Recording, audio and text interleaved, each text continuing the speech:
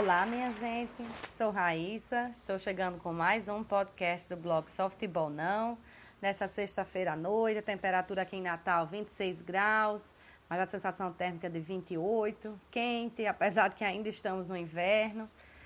E hoje com essa sensação que invadiu o Brasil, essa sensação de choque ainda, por vários motivos, talvez o principal deles, e aí essa coisa bem compartilhada mesmo com a população, a morte desse ator Domingos Montanher, foi uma coisa meio que estúpida, porque um ator que estava bem de saúde, que já havia feito várias cenas no Rio São Francisco, nadando e tudo. Eu que não tenho muito conhecimento sobre a novela, nessas últimas 24 horas já aprendi muito a respeito dela, de tanto de notícia que a gente teve a respeito. E aí uma coisa tão chocante como essa acontece, ele que estava acompanhado de uma outra atriz, Camila Pitanga, e de repente foram sugados ali por uma correnteza. E aí a gente começa a ouvir as histórias do Rio, muita gente hoje falando nos canais de notícia a respeito daquela região. Era uma região muito perigosa, que você está com o rio num certo nível e em pouco tempo o nível já está ali na sua cintura, coisa que os bombeiros sempre dizem que a água na cintura já é indício de muito perigo, né? Quem não conhece uma água, né? Os salva-vidas sempre dizem isso. Jamais deve entrar com água na cintura, porque já é suficiente para lhe puxar uma correnteza, e parece que foi o que aconteceu ali. E é esse momento de desespero até do ser humano, Camila Pitanga ali tentando salvar o colega de trabalho e sem conseguir. Acho que a gente só consegue imaginar o tamanho da dor, do desespero dele, dela, né, das famílias envolvidas, porque é uma sensação de choque coletiva. A gente vê isso em todo lugar, todo mundo espantado com a história, e ainda mais com essa situação de que durante a novela já houve uma cena semelhante em que ele é levado pelo rio, e aí a gente começa com aquela dúvida de se é a vida que imita a arte, se é a arte que imita a vida. Eu até fiz uma postagem no blog a respeito disso, logo que soube da notícia, falando que já faz um certo tempo que eu não digo mais que certas coisas só acontecem em novela, são coisas de novela, né? Eu, inclusive, deixei de assistir novelas por isso, porque a gente está cansado de ver em histórias de novela aquela pessoa que é enganada abertamente, todo mundo vê que ela é enganada, todo mundo alerta, e aquela pessoa não acredita. Aí depois você começa a observar durante a sua vida, você encontra N pessoas na mesma situação, e que aqueles alertas são dados e tudo, e a pessoa não consegue enxergar aquela realidade. Ou então uma situação de uma filha, um filho que planeja matar os pais por qualquer motivo, e aí a gente cansa de ver também na realidade essas coisas. Namorado que mata ex-namorada por ciúme, ou gente que mata por dinheiro, porque teve uma raiva. Bom, a gente começa a ver certas coisas que a gente sempre atribuía a coisas de ficção, a coisa de novela, e que começam a fazer parte do dia a dia, coisas às vezes até sem explicação. Nessa mesma postagem eu me lembro que eu lembrei de um choque que acometeu o Brasil há algumas décadas, que foi a morte daquela atriz Daniela Pérez. Na época, com pouco tempo, já se descobriu que o assassino era o companheiro dela de tela, que fazia o par romântico com ela, que era um cara que era rejeitado por ela na história da novela. E aí depois descobriu que ele a matou e que era uma conspiração com a mulher dele por causa de ciúme. Então, às vezes parece que a ficção invade a realidade de uma forma assim avassaladora, que a gente não tem nem condição de interpretar isso direito, de compreender, é realmente estranho, é esquisito. E eu acho que é mais ou menos essa sensação que todo mundo está em relação a esse caso de Domingos, que todo mundo relata que era uma pessoa muito bem-humorada. Eu confesso até que eu tive 2 choques em relação a ele. Um há mais ou menos uns 2 anos, quando eu descobri que ele tinha mais de 50 anos. Para mim foi um choque. Ele tem um porte tão atlético, não aparentava para mim de jeito nenhum a idade. Não que eu esteja dizendo que 50 anos seja uma idade avançada, mas acho que não batia com o porte físico dele. E tomei um outro choque há poucas semanas, quando descobri que ele era um ator que vinha do circo. Não imaginava nunca. Como eu realmente não acompanho novela, eu até sabia que ele vinha há algum tempo nas novelas da Globo e tudo, porque se você assiste qualquer coisa na Globo, você praticamente acompanha as novelas sem precisar assistir, só pelas propagandas. Mas não tinha a menor ideia de que ele era um ator proveniente do circo, que era um palhaço, né, e proprietário de um circo e tudo. Então foi um outro choque para mim, essa realidade. E aí hoje, acompanhando as notícias do caso dele, eu tive outro choque, que foi saber que ele estava há apenas 5 anos atuando na Globo. Ele já fez tantos papéis, assim, aparece tanto ele nessas propagandas de novela que realmente para mim foi um choque. Eu achava que fazia mais tempo que ele era um ator assim da Globo.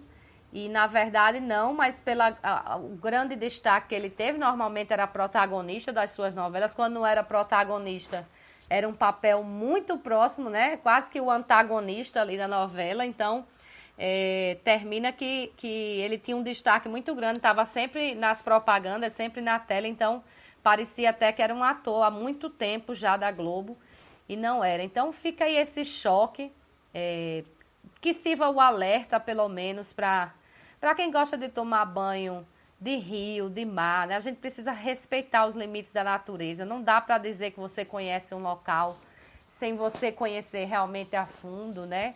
E uma situação dessa, então, que você tem uma água calma e que de repente surge uma correnteza, a gente enfrenta em vários locais, né? Aqui em Natal, por exemplo, tem a praia de Búzios, que não é em Natal, é em Parnamirim, que passa por isso, mas aqui em Natal mesmo, ali a Praia do Meio, tem algumas regiões com esses redemoinhos e tudo, então não dá para vacilar nesse aspecto. Fica pelo menos esse alerta de uma situação tão estúpida como essa, uma morte tão chocante como essa, de alguém que tinha muitos projetos certamente para frente. E ainda mais a gente vê muito aí pelas redes sociais, o pessoal se questionando se tem dado realmente valor a quem é para dar valor, se tem dito o que é para dizer, se tem feito o que é para fazer, porque a maior constatação que a gente tem da vida é que nós somos mesmo velas acesas, né? Então, a qualquer sopro a gente apaga e não dá para imaginar que vai ser com tal idade, que vai ser daqui a muito tempo. Ninguém tem a menor noção de quando a hora final vai chegar. Então, é melhor não deixar muito as coisas para amanhã, né? Não guardar rancor, também não guardar aquele elogio que você quer fazer a alguém, não guardar aquela declaração de amor que você tem para fazer para alguém, não guardar aquela vontade de realizar um desejo. É hora mesmo, às vezes quando uma coisa dessa acontece, desperta a gente para a realidade de que nós somos finitos e muito, muito temporários mesmo. Não sabemos a que horas nós vamos embora. Então, aproveitar esse espaço que é concedido e aproveitar da melhor forma possível, sem se apegar muito a coisas pequenas. Bom, deixando então esse assunto em choque do Brasil inteiro de lado, até porque certamente vamos ouvir ainda muita coisa durante esse fim de semana, com as cerimônias funerais que vão acontecer, mas nós vivemos outras coisas chocantes nessa semana. Primeiro, vivemos a denúncia aí de Lula como o comandante máximo do Petrolão, de todos os roubos que estão aí envolvidos em Brasília, da Petrobras, o Mensalão, o Diaba 4. A primeira constatação de choque era uma onda que invadiu a internet, de dizer que os procuradores haviam afirmado que não tinham prova, mas tinham convicção. Eu já tomei um susto disso, confesso que eu não assisti à entrevista completa, nem teria paciência para isso. Parece que a entrevista durou mais de 2 horas. Eu já peguei o bonde andando no negócio, assisti uma boa parte. Sinceramente, não consegui acreditar que um procurador tivesse dado uma declaração dessa. Então, fui buscar alguém que tivesse a íntegra do discurso, né? O discurso na íntegra. E aí, digamos assim, essa farsa que foi criada caiu, porque em nenhum momento os procuradores fizeram uma afirmação tão estúpida dessa e até contra o direito, porque você pode ter a convicção que você tiver na vida, mas para você apresentar um processo penal e deixando claro que isso ainda vai seguir para o juiz ainda vai decidir se ali tem uma justa causa para analisando as provas rapidamente para se abrir um processo. Então, isso tudo pode cair na próxima semana ou daqui a 2 semanas, quando o Sérgio Moro for analisar a denúncia. Mas para você criar a convicção de alguma coisa, você tem que ter ali as provas indicando esse caminho. Você não pode ter uma convicção que segue num caminho e provas que seguem outro caminho. Você pode até não ter prova suficiente, mas daí até não ter prova é um caminho muito longo. Então, o meu primeiro choque foi esse, eu vendo a onda na internet. Então, eu disse, meu Deus, será que esses procuradores realmente disseram uma coisa dessa? Porque é sem cabimento uma declaração dessa vindo de uma pessoa formada em direito. Ainda mais com uma função tão importante no Estado. E aí, fui atrás e descobri que não era bem assim. Então, esse foi o primeiro choque. O segundo choque veio na resposta de Lula. Também não tive como assistir completamente, já peguei também um bonde andando. Dizem que ele falou aí por 1 hora, era apenas uma declaração, ele tinha dito que não ia fazer pronunciamento, mas o negócio andou, ele é uma pessoa de boa oratória, né? Tem esse carisma, não é à toa que chegou onde chegou, era um sindicalista, conseguiu ser sindicalista, e daí galgou os seus passos na carreira política. É claro que deve ter algum talento, né? E o talento dele, reconhecidamente, é esse de falar bem, ao contrário da sua sucessora, Dilma, que, coitada, não conseguia nem completar uma linha. Era até engraçado assistir os discursos de Dilma. Mas, então, Lula tem essa característica forte da oratória, mas eu achei interessante acompanhando, que eu acompanhei quase o discurso todo, mas não consegui ver do início. E achei interessante porque ele fez 2 afirmações nesse seu discurso, que, aliás, era uma declaração apenas contra as provas, que não existiam provas dos procuradores federais. Mas uma foi que ele disse, traçando um paralelo com os Beatles, que só Jesus tinha mais popularidade que ele no Brasil. Você vê que megalomania é um mal grande que aflige ao ex-presidente do Brasil. Na época, em relação aos Beatles, eles disseram que nem Jesus eram tão conhecidos mundialmente como eles, né? Lula, pelo menos, recuou, disse que só Jesus era mais popular que ele no Brasil. Eu não sei se ele tem esses índices todos ainda de popularidade, com essa situação econômica criada pelos governos do PT, que agora o Brasil sofre aí para retirar, mas certamente daqui a algum tempo, se ele não for pego em condenação, certamente vai se candidatar e deve conseguir se eleger para alguma coisa, porque até Collor, que foi enxovalhado, conseguiu voltar como senador. Você imagine Lula, que tem uma seita realmente de seguidores que não são eleitores, são adoradores fanáticos, então certamente vão continuar batendo nessa tecla de que ele não sabia de nada e não fez nada. Mas a melhor declaração, a melhor eu digo em relação ao choque, né? O maior choque da declaração que ele deu, e aí não foi Dilma não, porque uma coisa dessa você imagina que sairia de Dilma, mas não saiu não, saiu de Lula, lá no seu improviso. Ele conseguiu a proeza de afirmar que político ladrão é mais honesto que um funcionário concursado. Você imagina a situação que o Brasil passa, porque na administração pública existe o princípio da moralidade E segundo Lula, um funcionário concursado consegue essa proeza de ser menos honesto do que um político ladrão. Então, minha gente, é melhor a gente fechar essa bodega aqui e ir embora, porque se nem os funcionários concursados, se nem os servidores públicos são honestos, porque se a honestidade de um servidor é menor do que a de um político ladrão, eu não sei nem o que é que a gente está fazendo mais nesse país, não. Pagando imposto, usando os serviços públicos, porque é uma corrupção que vai desde o pequeno ao maior e a gente está perdendo tempo aqui. É melhor explodir esse negócio e começar de novo, porque não tem saída, não tem mais saída para esse país com uma declaração dessa, né? O contingente de funcionário público que existe aí não tem ninguém honesto. Essa foi a declaração de Lula. Eu espero que ele lance aí uma retratação, diga que não quis dizer bem isso, que na verdade se deixou levar pela emoção e disse algo que não era para dizer. Mas ridícula essa declaração. E deixa a gente de cabelo em pé, realmente. Porque se Lula sempre diz a verdade, como o pessoal que o defende projeta e defende, então tem alguma coisa muito errada nesse país e não tem mais como a gente dar jeito. Porque se é político, é ladrão.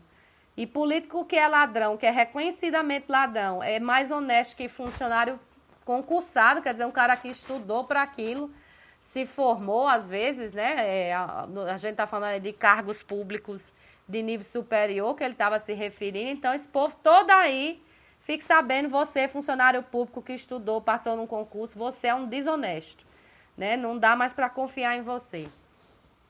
Bom, vamos deixar também esse choque para lá, porque a gente tem mais choque para falar. O outro choque, eu não sei mais nem se esse é um choque mesmo, é que ou sai um estudo aí da OCDE dizendo que o pior salário de professor do mundo, imagine onde é aqui no Brasil. Um professor daqui recebe menos da metade do que um professor de um país desenvolvido recebe. A gente conseguiu ficar atrás de outros países da América Latina. Em alguns quesitos conseguimos ficar atrás até da Costa Rica nesse estudo.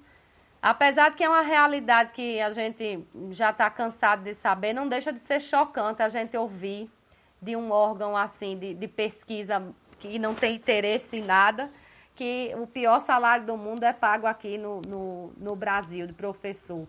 É uma categoria muito desclassificada mesmo, muito zombada, apesar de que é a categoria que ensina a ler, a escrever, ensina todas as outras profissões, só existem as outras profissões por causa dos professores, mas vai ver a culpa é dos professores, já que os funcionários concursados são todos desonestos, todos eles tiveram professores, vai ver a culpa é nossa e é por isso que o professor tem que ter mesmo o pior salário do mundo aqui no Brasil.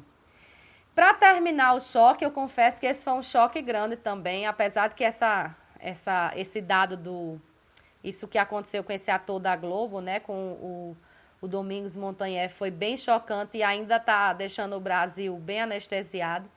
Hoje saiu no Bom Dia Brasil que estão roubando, pasmem, picanha.